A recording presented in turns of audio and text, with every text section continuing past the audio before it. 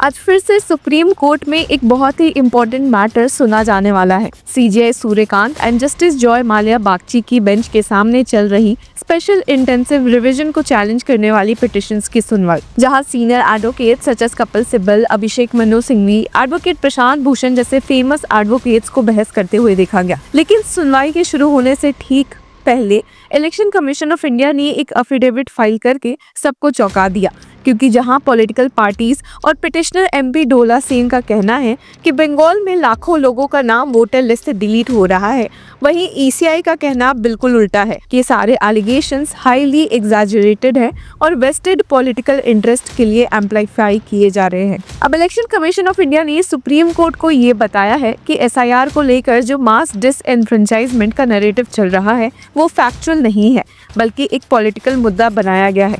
ECI का कहना है कि पूरी प्रोसेस कॉन्स्टिट्यूशनली मैंडेटेड है, वेल एस्टैब्लिश्ड है और रेगुलरली कंडक्ट होती रहती है। और सबसे इम्पोर्टेंट बात, ईसीआई ने अपने एफिडेविट में सुप्रीम कोर्ट के एक हिस्टोरिकल जजमेंट का रेफरेंस भी दिया, TN session CC versus union of India 1995, जिसमें सुप्रीम कोर्ट ने इलेक्टोरल रोल्स की प्योरिटी एंड इंटीग्रिटी को मेंटेन करना एक कॉन्स्टिट्यूशनल रिक्वायरमेंट बताया था। अब इलेक्शन कमीशन ऑफ इंडिया ने क्लियर स्टैंड रखा है कि SIR article 324 of the constitution representation of the people act 1950 के सेक्शंस 15, 21 और 23 से एम्पावर्ड है। मतलब लॉ के हिसाब से ईसीआई को पूरी अथॉरिटी है कि जब जरूरत हो इलेक्टोरल रोल्स का स्पेशल रिवीजन किया जा सके। ईसीआई ने एग्जाम्पल भी दिया कि ऐसी रिविजन्स 1950 से रेगुलर इंटरवल्स पर होती रही है, जैसे 1962 टू 66, 1983 टू 87, 1992, 1993, 2002 एंड 2004 में नेशन वाइड एक्सरसाइजेज हुई थी। अब ईसीआई का आर्ग्यूमेंट ये है कि पिछले 2 डिकेड्स में रैपिड अर्बनाइजेशन एंड माइग्रेशन की वजह से लोगों का मूवमेंट बहुत इंक्रीज हुआ है। लोग बार बार सिटी चेंज कर रहे हैं, हाउसेस शिफ्ट कर रहे हैं, जॉब्स और एजुकेशन के कारण ट्रैवलिंग बढ़ गई है। इससे वोटर लिस्ट में duplicate entries, inaccurate records and wrong details का रिस्क बढ़ता है। और जब पॉलिटिकल पार्टीज बार बार कंप्लेन फाइल करती रहती है कि इलेक्टोरल रोल ठीक नहीं है, तो pan India special intensive revision करना बेहद जरूरी हो जाता है। लेकिन यहीं पर पिटिशनर डोला सेन का स्टैंड बिल्कुल अलग है। उनका कहना है कि 24 जून और 27 अक्टूबर 2005 के SIR orders arbitrary, unconstitutional and genuine voters invalid deletion की तरफ ले जाएंगे। मतलब उनके हिसाब से एसआईआर प्रोसेस फॉल्टी है और इसमें मास डिसएनफ्रेंचाइजमेंट होगा, स्पेशली वेस्ट बंगाल। उन्होंने पब्लिक इंटरेस्ट लिटिगेशन फाइल करके सुप्रीम कोर्ट से रिक्वेस्ट की कि एसआईआर को स्ट्राइक डाउन किया जाए, पर ईसीआई का रिप्लाई बहुत ही स्ट्रॉन्ग है। एफिडेविट में उन्होंने क्लियरली लिखा है कि petition incorrect and denied in totality है, एक्सेप्ट जहां एडमिट किया गया हो। कमीशन ने एम्फसाइज किया कि किसी भी इलेक्टर को बिना प्रोसीजर फॉलो किए रिमूव नहीं किया जा सकता। गाइडलाइंस के अंदर ही सेफ गार्ड्स दिए गए हैं ताकि इंक्लूसिवनेस इंश्योर हो। अब ईसीआई ने एक और इंटरेस्टिंग फैक्ट भी रखा है। एफिडेविट में लिखा गया कि 99.77% इलेक्टर्स को प्री फिल्ड एनमरेशन फॉर्म्स सप्लाई किए जा चुके हैं और 70.14% फॉर्म्स रिटर्न हो चुके हैं। ईसीआई का कहना है कि ये नंबर्स खुद प्रूव करते हैं कि इम्प्लीमेंटेशन में कोई मास एरर नहीं है और मास डिसएनफ्रेंचाइजमेंट का क्लेम बस एग्जैजरेशन है।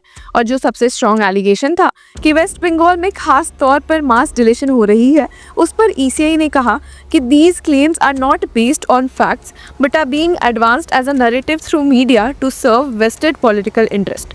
अब ईसीआई ने प्रोसेस भी डिटेल में एक्सप्लेन किया। बूथ लेवल ऑफिसर्स को मैंडेट है कि घर घर विजिट करे, एनमरेशन फॉर्म्स डिस्ट्रीब्यूट करे और कलेक्टेड फॉर्म्स वापस लेकर आए। अगर कोई हाउस लॉक्ड मिले तो बीएलए को 3 अटेम्प्ट्स करने होते हैं और नोटिस लीव करना होता है। और एक इम्पॉर्टेंट चेंज, बीएलओज अब इलेक्टर्स से डॉक्यूमेंट्स कलेक्ट नहीं कर सकते ड्यूरिंग एनमरेशन। ये मॉडिफिकेशन 27 अक्टूबर 2025 फेज 2 एसआईआर ऑर्डर में इंट्रोड्यूस हुआ था। ईसीआई ने ये भी क्लैरिफाई किया है कि अगर कोई पर्सन टेम्पररी अवे है या स्टडी, जॉब, ट्रैवल पे है तो फैमिली मेंबर्स उनकी तरफ से फॉर्म सबमिट कर सकते हैं और ऑनलाइन सबमिशन का ऑप्शन भी अवेलेबल है ईसीआई पोर्टल और मोबाइल ऐप के through. Elderly persons, disabled electors and vulnerable groups के लिए स्पेशल इंस्ट्रक्शंस दिए गए हैं कि किसी को हरास नहीं किया जाएगा और फुल असिस्टेंस प्रोवाइड होगी। अब पूरा इशू इतना हीटेड क्यों हो जाता है? क्योंकि वेस्ट बंगाल का इलेक्टोरल एनवायरनमेंट हिस्टोरिकली चार्ज रहा है, जहां एक तरफ पॉलिटिकल पार्टीज अक्यूज करती है कि ईसीआई बायस्ड है, वही ECI कहता है कि वो सिर्फ इंटीग्रिटी प्रिजर्व कर रहे हैं। तो जब डोला सेन जैसे अपोजिशन MPs चैलेंज करते हैं कि SIR से जेन्युइन वोटर्स का नाम कटेगा और ECI रिप्लाई में कहती है कि नैरेटिव बनाया जाता है, तो नेचुरली डिबेट और इंटेंस हो जाती है। और मामले ऑलरेडी काफ़ी इंटेंस है क्योंकि अपोजिशन का कहना रहा है कि ECI अपने लिमिट्स क्रॉस कर रहा है by asking electors to prove their citizenship for inclusion in the voter list.